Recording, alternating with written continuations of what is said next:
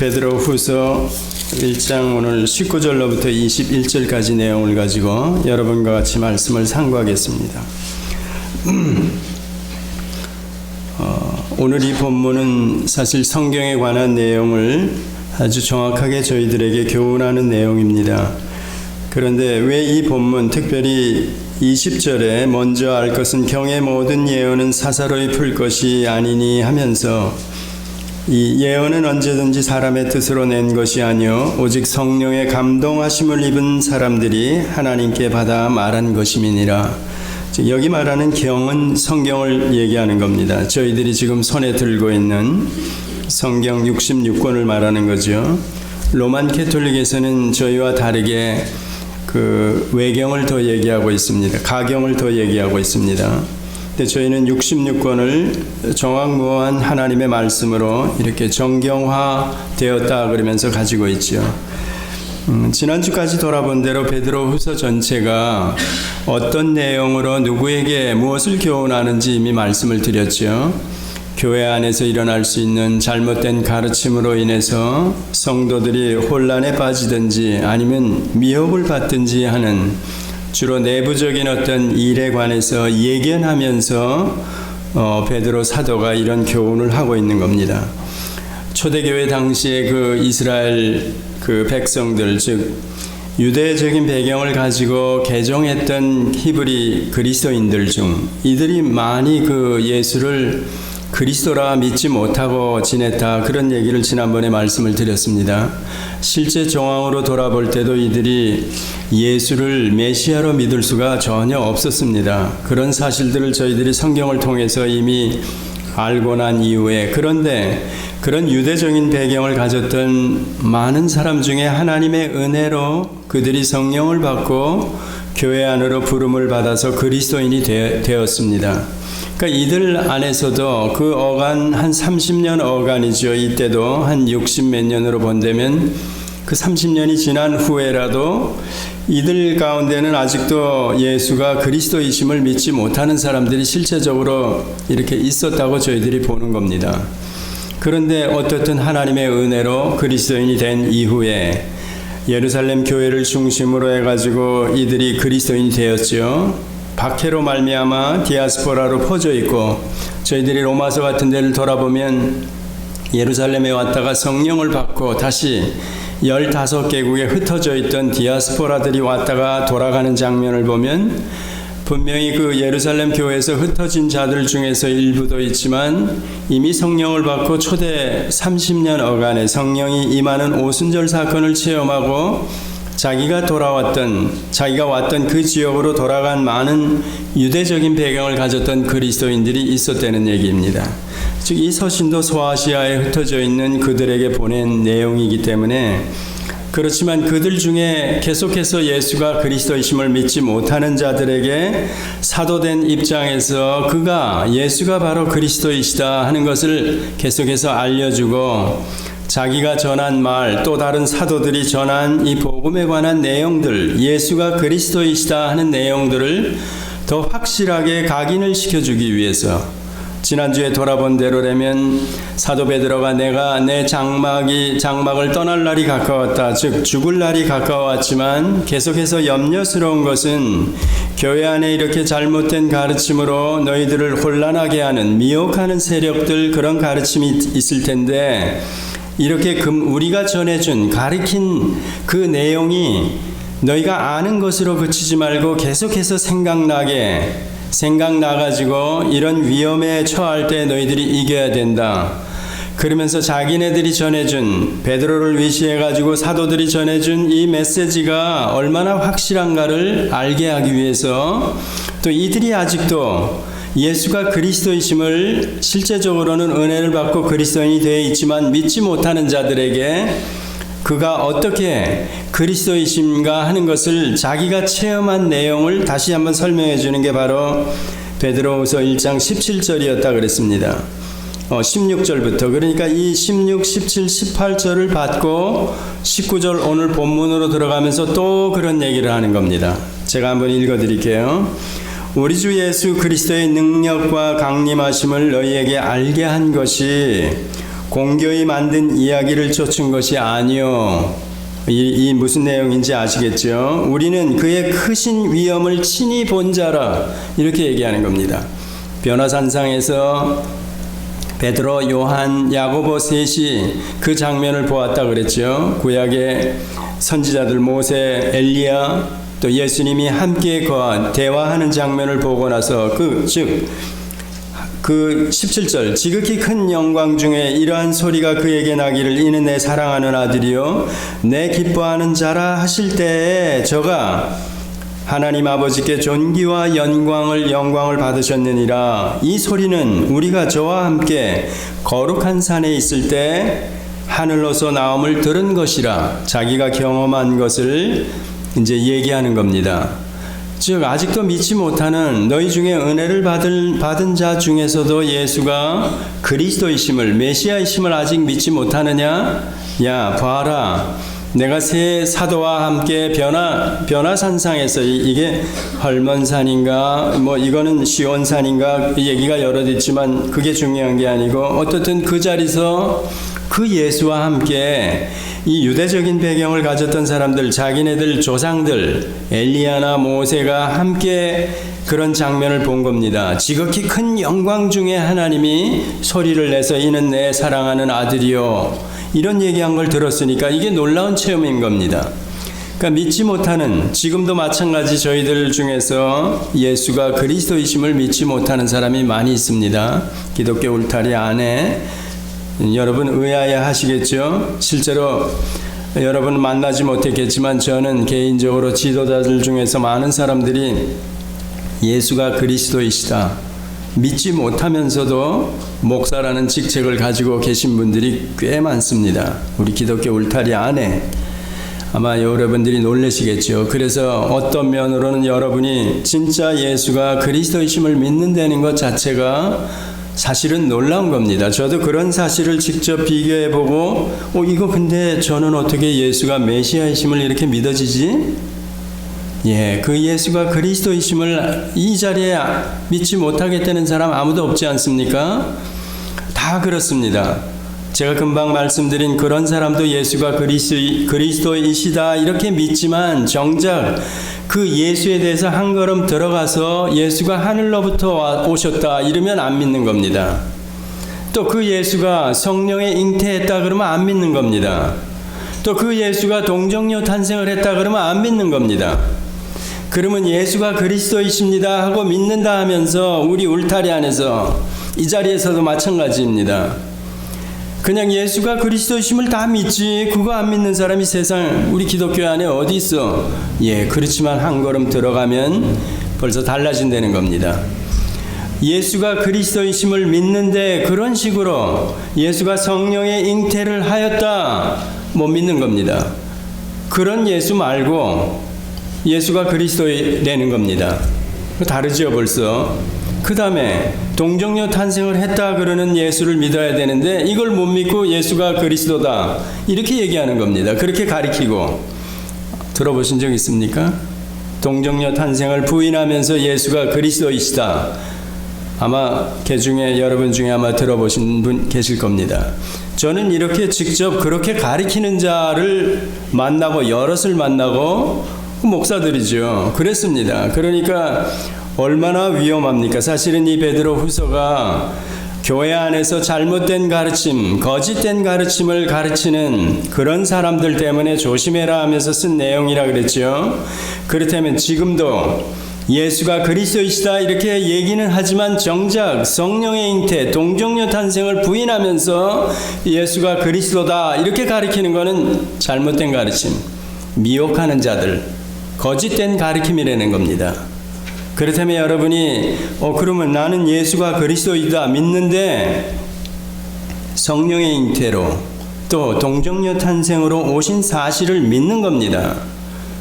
자, 제가 지난주에도 설명을 드렸죠. 유대적인 배경을 가지고 하나님의 은혜로 그리스도인이 된 사람 중에서도 예수가 그리스도이시다 이런 내용을 믿기가 힘들었다는 얘기입니다.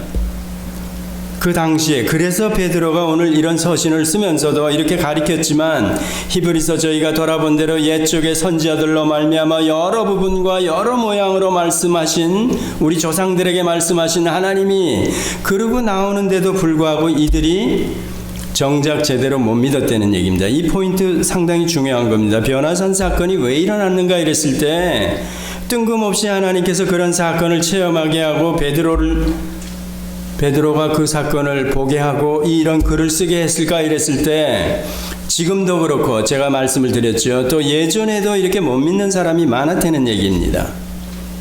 자, 그런 사람들에게 실제로 이 나타난 장면, 변화산상의 그런 모습을 우리가 그 영광을, 그 위엄을 지극히 큰 영광 중에 이는 내 아들이다, 사랑하는 아들이다 하는 그 사건을 직접 목도하고 체험한 사람, 이 사람이 자기가 이미 가리킨 복음, 구약 내내 지난주에 돌아본 대로 여인의 후손으로 시작해가지고 하나님께서 영원한 언약을 통해서 아브라함과 맺어 또 다윗 언약을 통해서 새 언약을 통해서 예언하신 그분이 실제로 오셨다. 오시고 3일 만에 죽으시고 부활하시고 너희가 그 은혜를 힘입어 이렇게 교회로 성도로 부름을 받아 이제 이 일원이 되었다는 얘기죠.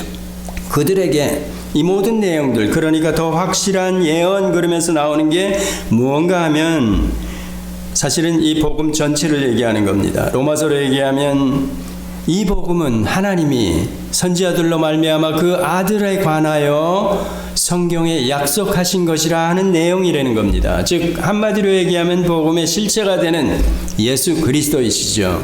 그에 관한 내용을 이제 직접 목도했던 자가 전한 내용을 기억나게 생각나게 하고 그 다음에 또 우리에게 더 확실한 예언이 있어 하면서 이 확실한 예언은 자기가 체험한 변화산상에서 본 그 예수 지극히 큰 영광 중에 본 그 사실, 왜냐하면 이들에게 이 체험, 지금도 어떤 분들은 이제 체험의 종교라 기독교가 그렇게 얘기합니다. 그렇지만 조금만 여러분들이 얘기를 들어보면 굉장히 위험합니다. 그런 가르침은. 물론 여기서도 베드로가 그 변화산상에서 예수 그리스도를 이는 내 사랑하는 아들이요 하고 그런 장면을 직접 친히 눈으로 보게 한 거, 그게 바로 체험입니다.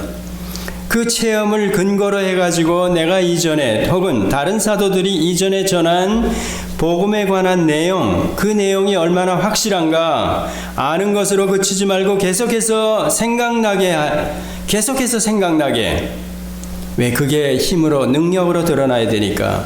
그래야 내가 미혹당하지 않고 또 혼란스러워지지 않고 정확하게 믿음을 지킬 수 있으니까 이렇게 얘기하는 겁니다.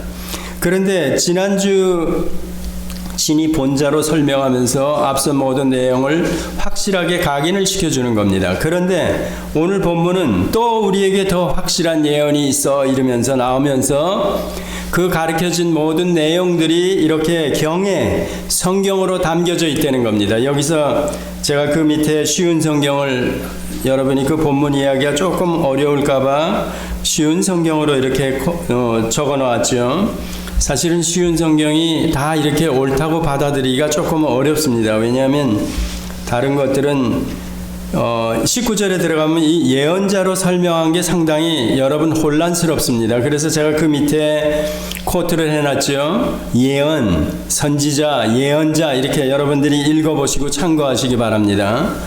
예언 그러면 실제로는 예언자들이 했을 때 그 예언자가 이 쉬운 성경에는 이게 사실은 좀 잘못된 번역입니다. 여러분들이 이런 것도 전체 스트럭처를 가지고 계시면 이제 금방 쉽게 눈에 띄는 것들입니다.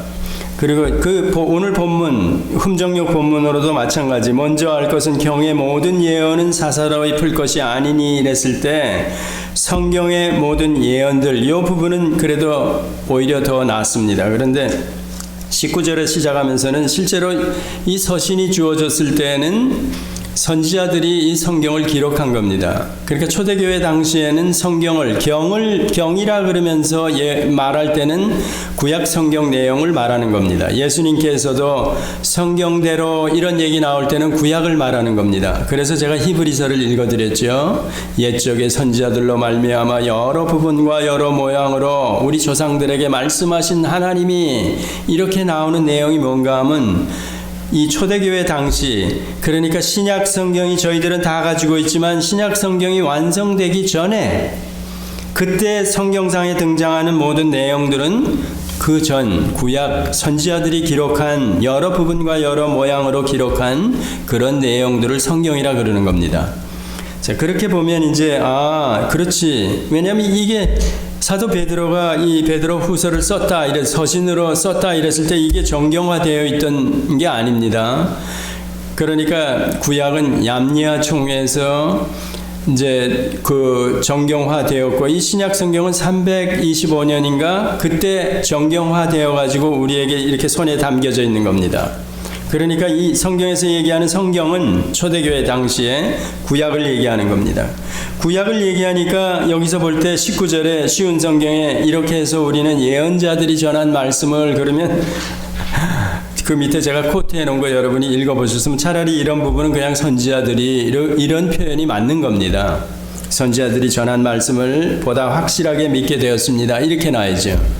그러니까 이 쉬운 성경이라고 쉬운 말로 우리들에게 이해하기 쉽게 써놓은 그 예언자라는 말은 엄밀하게 보면 지금 목사나 말씀을 전한 자도 예언자입니다. 굳이 말하자면 목사라는 칭호가 따로 있지만 제가 그 밑에 써놨죠. 그러니까 그런 식으로 보면 20절도 마찬가지입니다. 어떠한 예언의 말씀도 예언자가 이렇게 나오니까 여기도 마찬가지로 선지자로 번역하는 게 이 전체적인 성경을 이해하는 입장에서는 옳은 거죠. 예. 참고로 제가 이렇게 말씀을 드린 겁니다. 어떻든 사도 베드로가 그렇게 변화산상에서 직접 목도하고 체험한 내용을 근거로 해가지고 이제까지 나는 물론이고 사도들이 전한 복음 메시지가 정말 확실하다, 예수가 그리스도이심이, 이제 그렇게 전하고 나서 그 이후에 또 우리에게 더 확실한 예언이 있어 하면서 구약의 성경을 끌고 오는 겁니다. 그 구약의 성경을 여러분들이 그걸 들고 있어야 합니다. 어두운 데 비치는 등불 같으니 시편 119편 105편인가 거기 보면 주의 말씀은 내 발의 등이요 내 길의 빛이니이다, 그런 얘기합니다. 구약적인 배경을 끌고 온 거죠. 그러니까 이 더 확실한 예언은 물론 예수 그리스도를 가리킵니다.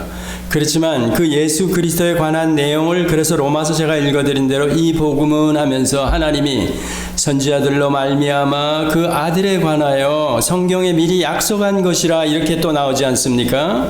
그러니까 이 확실한 예언은 이미 사도들이 이렇게 전한 내용들, 그걸 담아놓은 거, 혹은 구약 선지자들이 전체적으로 담아놓은 것, 지금 저희들의 입장에서 이 본문을 읽을 때는 두 가지 다 가지고 있어도 되는 겁니다. 성경 66권 전체를 가지고 저희들이 이해해도 된다는 얘기죠. 자, 그런 얘기하면서 성경을 말하면서 날이 새어 샛별이 너희 마음에 떠오르기까지, 그러니까 이 성경을 읽다가 우리가 전한 복음의 내용, 가리켜진 내용들을 너희들이 자꾸 아는 것으로 그치지 말고 자꾸 생각나게 하면서 리마인드 하면서 기억하다 보면 어느 땐가 샛별같이 너희 마음에 떠오르기까지, 이런 얘기 나오는 겁니다. 즉 베드로가 장막을 내가 떠날 날이 가까웠다, 사도들도 다 떠나고 떠날 텐데 떠나고 나면 결국은 남는 게 무언가 했을 때 베드로가 자기가 체험한 걸 다른 사람들이 가지고 있을 수 있습니까? 없지 않습니까? 그거는 자기가 체험한 변화산상의 체험을 가지고 예수가 그리스도이시다, 복음의 실체가 되신다, 우리가 가리킨 모든 내용들이 예수를 중심으로 해서 전한 내용이다, 이게 계속해서 너희들에게서 기억이 나야 된다, 그 얘기입니다. 그런데 그런 내용들을 실제적으로는 이렇게 글로 담아 놓았다, 그러면서 더 확실한 예언이 그거라는 겁니다. 바로 이 부분 때문에 여러분들도 물론 다른 부분도 얼마든지 끌고 올 수 있습니다. 아까 말씀드린 체험의 종교, 기독교는 체험의 종교가 아닙니다. 계시의 종교입니다. 계시, 즉 하나님의 말씀. 그래서 바로 이게 체험 신앙을 가지고 있는 분들이 물론 좋습니다. 제가 뭐라 그러지 않습니다. 그런데 기독교가 만약에 체험의 종교라 그러면 이 자리에 계신 여러분 전부 다가 체험 경험이 있어야 하는 겁니다. 예수님을 보신 적이 있든지 아니면 음성을 들었다 그러는 그런 경험을 가지고 계시든지 아니면 환청, 환상 다 합니다. 그런 모든 것들 성령의 강하게 임하심, second blessing 이러든지 어떤 거로든지 나는 어떤 체험을 가지고 있어 하고 얘기해야 되는 겁니다. 그리고 그 체험이 여러분의 신앙의 근거가 되고 그 체험이 여러분의 믿음으로 살아가는데 확실한 어떤 뭐가 돼야 되는 겁니다. 그런데 성경 전체 내용으로 볼 때는 그 체험을 뭐라고 설명하는가 하면 예를 들면 저 같은 사람이나 어떤 사람에게는 그런 체험을 허락하셨다 이랬을 때는 마음이 너무 이 돌덩어리처럼 굳어서 아니면 너무 세상에 확 물이 들어있어서 그런 사람을 하나님께서 불러세우기 위해서 돌려세우기 위해서 그런 사람을 돌려세우기 위해서 하나님께서 무엇을 경험하게 즉 체험하게 하신다 이렇게 말할 수 있습니다. 그런데 체험신앙은 중요한 게 자기가 그런 체험을 혹시 이 자리에서 가지고 계신 분이 있으면 한 개인을 위한 하나님의 특별한 간섭으로 이해하고 계셔야 합니다. 이걸 내가 자랑거리로 끌고 가면 안 된다는 얘기입니다. 저 같은 입장에서 내가 이렇게 하나님의 계시를 받았어. 말씀하신 걸 내가 듣고 내가 지금 오늘 전하는 거야. 이러면 이게 다 틀렸다는 얘기입니다. 그러니까 체험이라는 것은 자기가 굳이 얘기 안 되면 자기 한 사람을 위해서 저 자신을 위해서 하나님께서 간섭하셨다. 특별하게 에레미야서 23장 같은 데 들어가 보면 거짓 선지자들에 대해서 경고하면서 그들이 하나님의 말씀을 입에 담아서 담은 그대로 전해야 되는데 지가 해석해가지고 전하는 겁니다. 몽사를 전하고 꿈에 내가 하나님의 음성을 들었다 그러면서 전하는데 이런 거짓 선지자들이죠. 만약에 그런 것들을 제 입장에서 전하고 은근히 여러분도 이것을 체험해야 됩니다 이러면 이게 잘못됐다는 얘기죠. 성경과는 전혀. 그래서 체험신앙이 중요한 겁니다. 개인적으로는 only 자기 한 개인을 위해서 어떤 사람에게 하나님이 특별히 간섭하셨다. 제 입장에서는 그거는 인정합니다. 그러나 저 같은 경우에 제가 체험한 걸 가지고 여러분에게 강요하든지 자랑하든지 이건 안 된다는 얘기입니다. 만약에 이렇게 가다 보면 기독교가 체험의 신앙이다 이러고 몰고 가버리면 계시의 신앙이라는 이 계시는 망가져 버리는 겁니다. 그래서 오늘 베드로가 19절에 또 우리에게 더 확실한 예언이 있다 이 얘기하는 겁니다. 이 본문을 19절 들어가면서 이 본문을 잘 이해하셔야 됩니다. 더 확실한 예언 우리에게 어두운 데 비치는 등불 같으니 자기가 변화산상에 체험한 그 예수가 진짜 하나님의 아들이구나.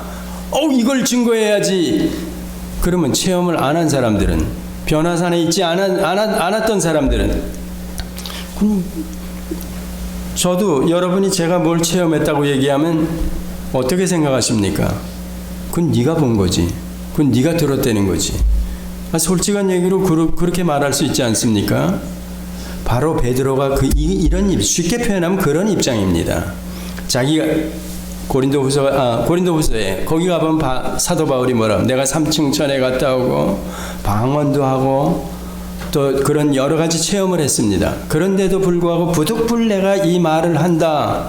그 이유가 뭐라 그랬습니까?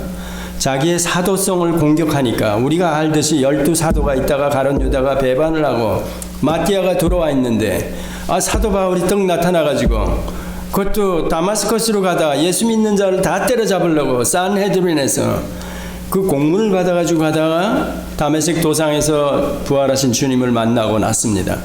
그러고 나서 3년 아니면 15년 동안 이 사람에게 그런 기간이 있었습니다. 자기가 바로 나서지 않았습니다. 우리는 뭘 체험하면 그 즉시 그냥 나서가지고 빚을 받다 이러죠. 근데 사도 바울 그 내용을 보면 3년, 짧게는 길게는 15년 동안 그가 어떤 훈련 과정이 있었습니다.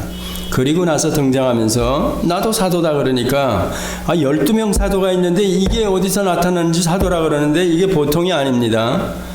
그러니까 사도 바울의 일생 동안에는 그의 사도성을 공격받고 있었습니다. 지금도 마찬가지입니다. 예수가 그리스도이심을 부인하는 자들이 지금도 기독교 안에 많이 있습니다.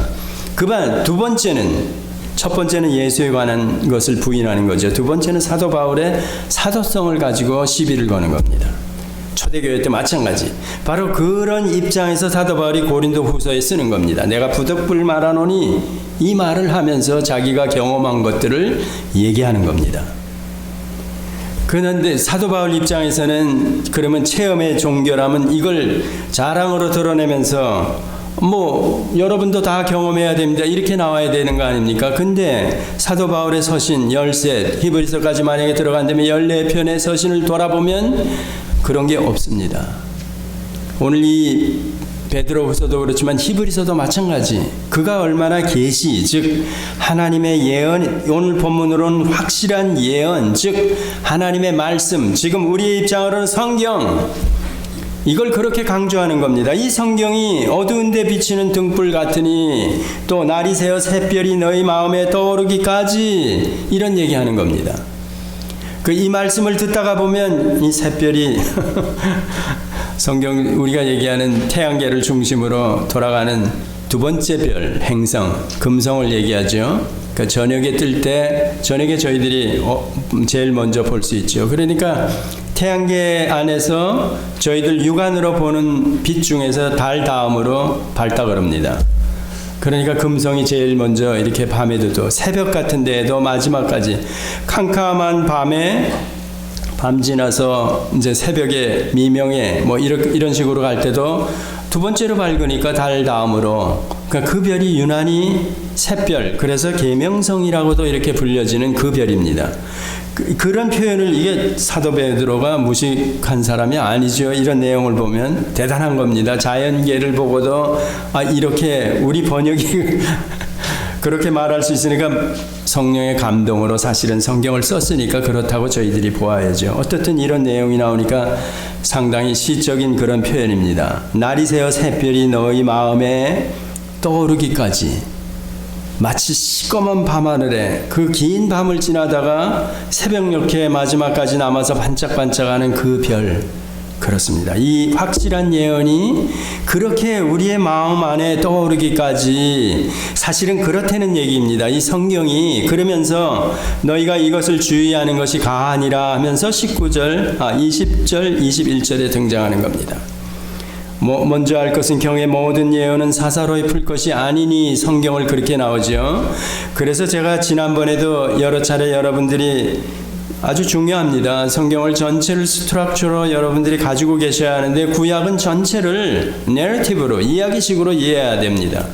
1차적으로 이야기로 저나 여러분 자식들에게 아니면 손주들에게 구약을 이야기식으로 들려줄 수 있어야 되는 겁니다.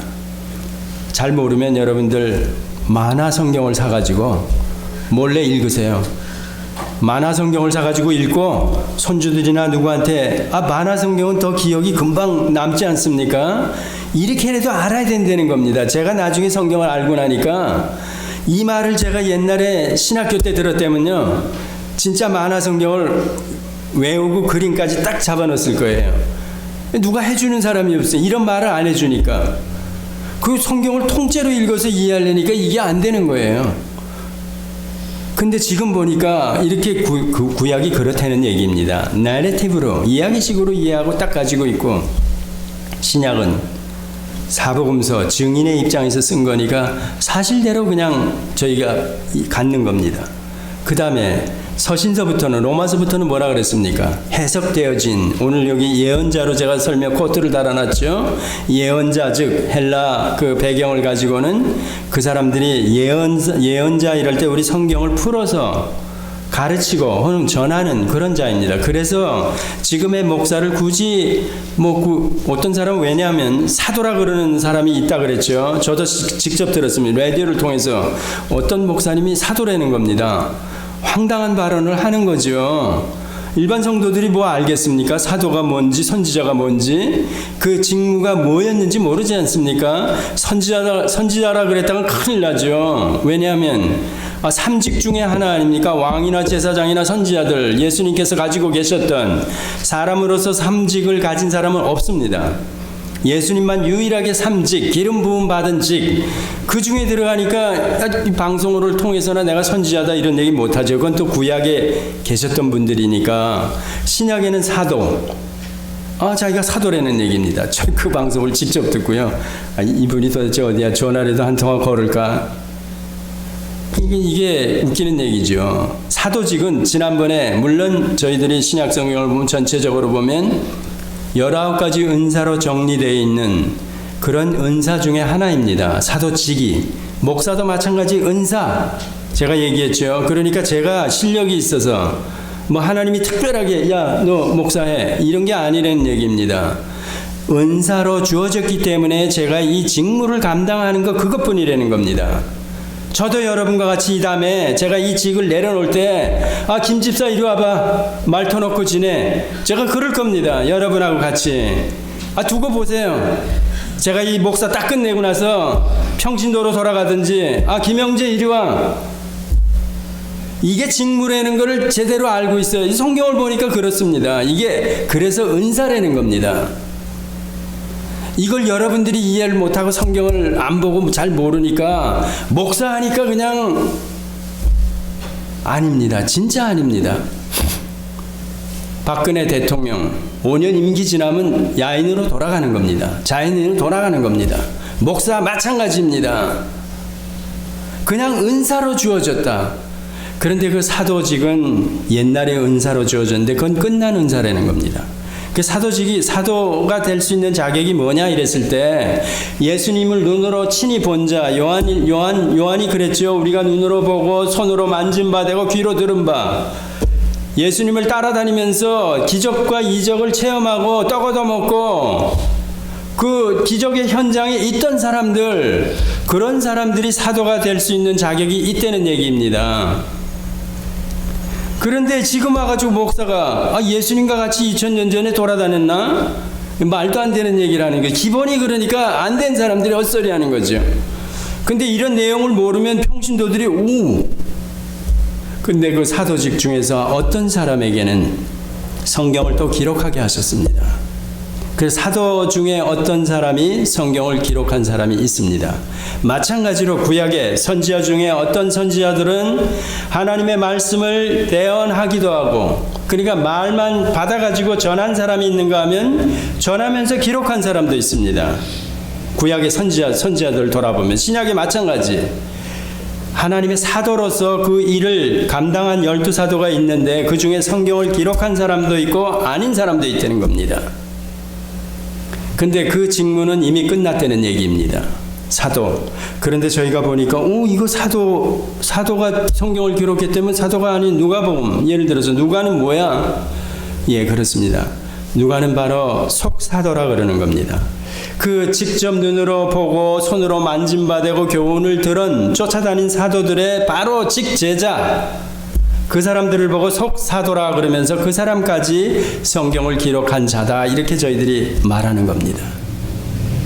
조금 이해가 되시죠? 근데 성경이 그만큼 아까 베드로가 변화산상에서 본 것보다 더 확실하게 이제 그들에게 또 지금 저희들에게까지 성경이 유일하게 이 복음의 실체 하나님의 약속한 모든 것들 예수가 그리스도이심을 그걸 우리에게 지금 증거해 주고 있다는 겁니다. 그러니까 20절에 먼저 알 것은 경의 모든 예언을 사사로이 풀으면 안 된다 이런 얘기가 나오는 겁니다. 그래서 제가 아까 설명한 대로 구약을 나레티브로 가지고 사복음서는 증인의 입장에서 자기 해석이 들어가지 않은 그냥 보고 듣고 만진 바 된 사실을 기록해 놓은 거라는 겁니다. 로마서 서신서부터는 해석이 되어진 겁니다. 로마서부터. 그러니까 사도 바울이 직접 따라다니지도 않고 다메섹 도상에서 부활하신 주님을 만났는데 이 사도 바울이 어떻게 예수님의 행적이나 이런 걸 다 알아? 이 사람은 구약적인 배경을 가지고 있었지요. 전체로 성경을 볼 때 그러니까 내러티브, 증인, 그 다음에 해석자들이 기록한 것 전체가 이렇게 딱 놓고 보이죠. 그러면 이런 구조를 딱 가지고 있으면 우리가 지금 베드로 후서를 돌아본다. 이거는 해석되어진 겁니다. 지난번에 베드로 후서를 시작하건 어디를 시작할 때도 마찬가지죠. 예수 그리스도의 종인 시몬 베드로는 우리 하나님과 구주 예수 그리스도의 의를 힘입어 이렇게 나오면 이게 다 구약 내용을 가지고 또 사복음서 내용을 가지고 자기가 해석해서 신앙 고백을 하는 거다. 여러분도 주 예수 그리스도 그분을 제가 믿습니다 이랬을 때는 그 해석되어진 내용을 믿고 나도 그렇게 고백을 하는 겁니다. 그렇기 때문에 누구에게 주가 뭐야? 예수가 그리스도야. 아까 처음에 설명한 대로 예수가 그리스도인 믿어야 돼. 그리고 뭐 동정녀 탄생을 했든지 성령이 그까짓 건 필요 없어. 그냥 예수가 그리스도이심을 믿으면 돼. 그리고 예수 믿는다는 겁니다. 그건 아니지 않습니까? 왜 아닌가는 이미 설명을 드렸죠. 성령의 잉태, 동정녀 탄생을 안 하면 죄 있는 얼마든지 갖다 붙일 수 있지 않습니까? 그 육신 마리아와 정원에서 그 낳은 자식이야, 사람이야. 이름도 예수라 붙여졌고 나중에 하나님이 그에게 능력을 덧입혀서 뭐 하나님의 아들로 삼았어. 그 여호와의 증인 같은 데 그렇게 얘기하죠. 그 뒤에 지금 기독교 안에서도 그렇게 믿는 사람이 많이 있습니다. 그러면 무슨 문제가 걸리는가? 우리가 죄라는 것. 보통 생리적인 방법으로 태어나는 모든 사람은 죄인이다. 로마서 3장 20절에 의인은 없나니 하나도 없다. 다 모두 죄인이라 그러지 않습니까? 그러면 예수도 결국은 성령의 잉태나 동정녀 탄생을 부인하면 거기 갖다 붙이는 겁니다. 그러면 그 예수가 우리 죄를 단번에 씻어줄 수 있는가? 죄 문제가 걸려서 십자가 무효로 만드는 겁니다. 그러니까 예수가 그리스도를 믿는다 그러면서 우리는 한 걸음 더 들어가서 성령의 잉태 이걸 부인하면 보통 생육법으로 예수도 왔구나. 당연하죠. 우리의 상식 가지고. 그러면 죄 문제 십자가를 무효로 만드는 거라는 겁니다. 부인하는 게 되는 거죠. 그러면 우리가 지금 의인된 신분, 하나님의 아들 후사 상속자라는 얘기, 이런 기쁨이 그런 자들에게서 나와집니까? 이미 복을 다 받았다. 후사다. 안 나와지죠. 동정녀 탄생도 마찬가지. 그런 의미. 그런 내용들이 성경에 다 들어있는데 이걸 부인하는 겁니다. 그래서 성경을 똑바로 두 눈을 부릅뜨고 이렇게 조금만 보면 이게 의미 없이 쓰여진 게 하나도 없습니다. 그래서 성령의 감동으로 쓰여졌다. 20절에 예언은 즉 성경은 언제든지 사람의 뜻으로 낸 것이 아니요 오직 성령의 감동하심을 입은 사람들이 하나님께 받아 말한 것임이나 그렇게 얘기하는 겁니다. 그래서 성경에 관한 입장이 여러분이나 제가 어떤 입장을 가지고 있어야 되는가? 제가 그 맨 밑에 설명이 더 필요하지만 유기적인 완전 축자 영감설 이런 얘기 써놨죠. 그 대칭을 이루는 기계적인 부분적인 사상적 영감설 이렇게 놨죠. 그거 하나씩 반대되는 입장으로 제가 맨 밑에 코트해 놓은 겁니다. 여러분이 생각을 해보시면 됩니다. 하나님이 이거 써 받았어 이렇게 해서 쓰여진 거네. 그게 기계적인 어떤 유기적과 이렇게 대칭이 되는 관계입니다. 그 개인의 개성이나 타고난 품성 혹은 생활 환경, 배운 지식 모든 것들을 유기적으로 하나님께서 성령께서 간섭하셔서 쓰게 했다. 그게 유기적 혹은 기계적 그러는 겁니다. 그 다음에 완전 또 부분적. 그래서 성경 영감설에 들어가 보면 성경에 대한 입장이 우리 신앙의 제일 첫걸음이며 초보입니다. 굉장히 중요한 겁니다. 그래서 제가 아까 우리가 체험신앙이 아니라는 것, 계시신앙을, 계시의 종교라는 게 굉장히 중요한 입장입니다. 그러다 보면 계시가 뭐야? 그럴 때 성경이라는 겁니다. 그 성경에 대한 저희 입장이 완전하게 또 글자 한자 한자에게까지 다 영감이 되었다 이렇게 보는 겁니다. 근데 저 사람들은 아니다. 전체가 아니고 부분적으로는 그런 데가 있다. 그리고 글자 한자 한자까지가 아니라 사상적으로 두리뭉실하게 영감이 되었다. 이런 입장입니다. 물론 거기에도 여러 가지 갈래가 나올 수 있습니다. 또 저희 안에서도 지금은 어떤 사람은 유기적인 완전 축자 영감서를 부인은 안 하지만 야 그렇게까지 말해야 돼? 원전이 없으면서 우리가 원본이 없지 않습니까? 그거는 원본을 얘기하는 건데 원본이 없으니까 그럼 이거 사본이 역본이 그렇게 됐다는 얘기야? 아니잖아. 그런데 왜 유기적인 완전 축자 영감서를 얘기해? 원본이 그렇다는데 어디 내놔봐. 아 내놓고 얘기하면 내가 믿지. 근데 이게 사본에 또 역본으로 와 있으니까 이게 말도 안 된다는 얘기죠. 그래서 하나님께서 그렇다고 우리가 성경에 대한 입장을 그런 식으로 가지고 있는 게 굉장히 중요하다는 얘기입니다. 쿰란 동굴에서 발견된 그 사해 사본이 이사야서 제가 지난번에 마소라 사본 얘기하면서 말씀을 드렸죠.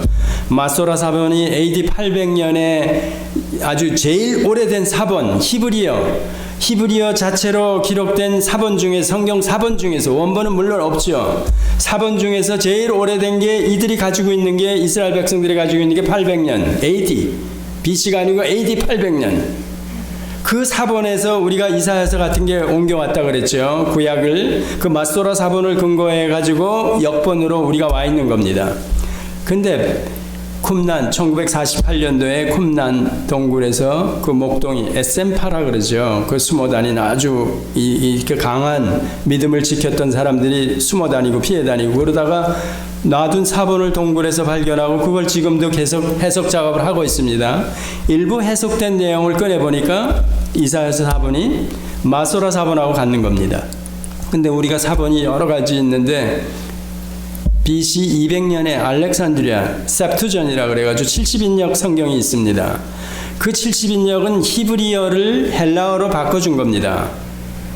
알렉산드리아 사본이라고도 그러죠. 그걸 바꿔줬는데 그때 200년 전 된 게 그러면 더 오래된 역본이지. 그래가지고 그 역본을 참고하는 지금 현대판 영어 성경이고 여러 가지 갈래로 또 나눠집니다. 그런데 저희들 입장에서도 마찬가지죠. AD 800년 된 성경을 더 믿습니까? 그 전 역본이지만 그걸 믿습니까? 물론 사본도 마찬가지로 바티칸 사본이나 다른 사본들은 이 마소라 사본보다 더 오래전에 가지고 있는 사본들입니다. 그런데 이 800년 된 사본이 히브리 전통 학자들이 가지고 있는 사본이 그 쿰란 동굴에서 찾아낸 사본하고 같은 겁니다.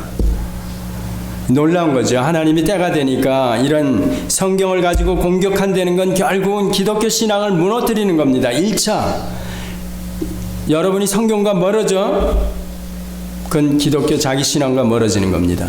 여러분 성경 들고 교회 오세요. 성경 찬송가 들고 교회 오세요.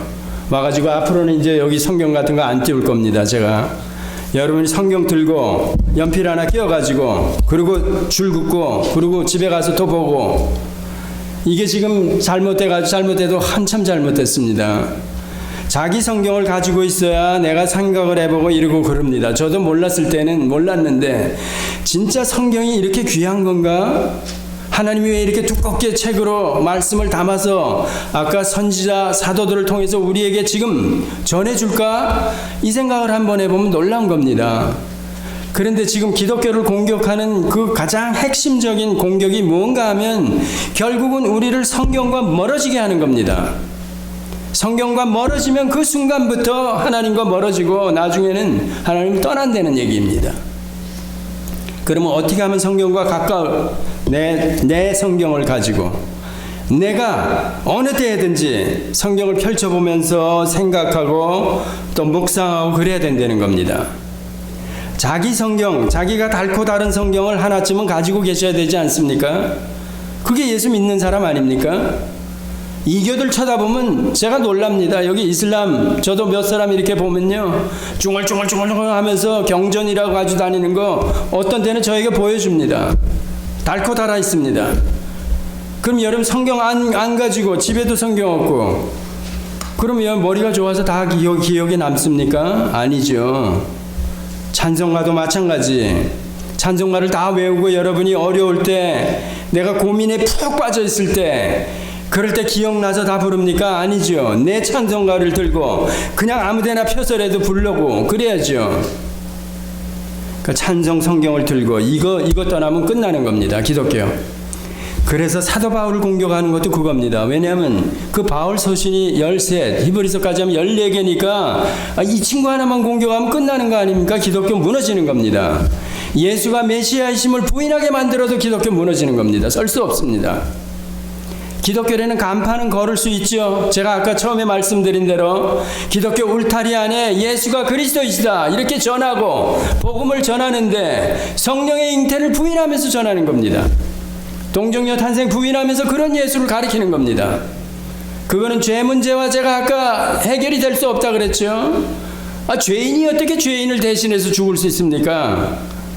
그러니까 죽었다 그러면 그걸로 끝나는 겁니다. 결국은 그러니까 부활도 부인하고, 그러니까 가연설을 얘기하고 기독교 안에서 목사님이 쇼했다는 거죠. 한마디로 얘기하면 예수가 성인 군자 4대 성인 중에 하나 맞아. 그런데 죄 문제는 아니야. 그거 죽었어. 3일 만에. 시체 도난설 얘기하고 쇼한 거 얘기하고 뭐 별 얘기 다 하는 거죠. 그런 게 저 밖에 기독교 밖에서 얘기하는 게 아닙니다. 그들은 성경이나 예수나 뭐 그가 메시아 전혀 관심이 없습니다. 여러분 세상에 있는 친구들과 예수 얘기 성경 얘기 해본 적 있어요? 전혀 관심이 없습니다. 기독교 안에서 이런 세력들이 점점 늘어나가지고 성경에 대한 바른 입장을 가지고 믿으려는 사람을 계속 흔드는 겁니다. 계속. 야, 그게 믿어져?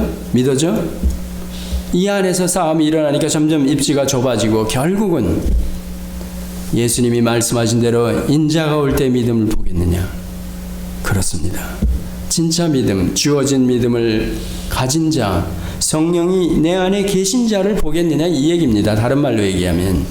그러면 내 안에 성령이 계시되면 성령이 저자이신 이 성경, 왜 성령이 저자라 그럽니까? 그러면 이걸 무시해버리고 이것과 멀어지고 그리고 나 예수 믿어. 그건 뻥이죠. 뻥. 한마디로 얘기하면.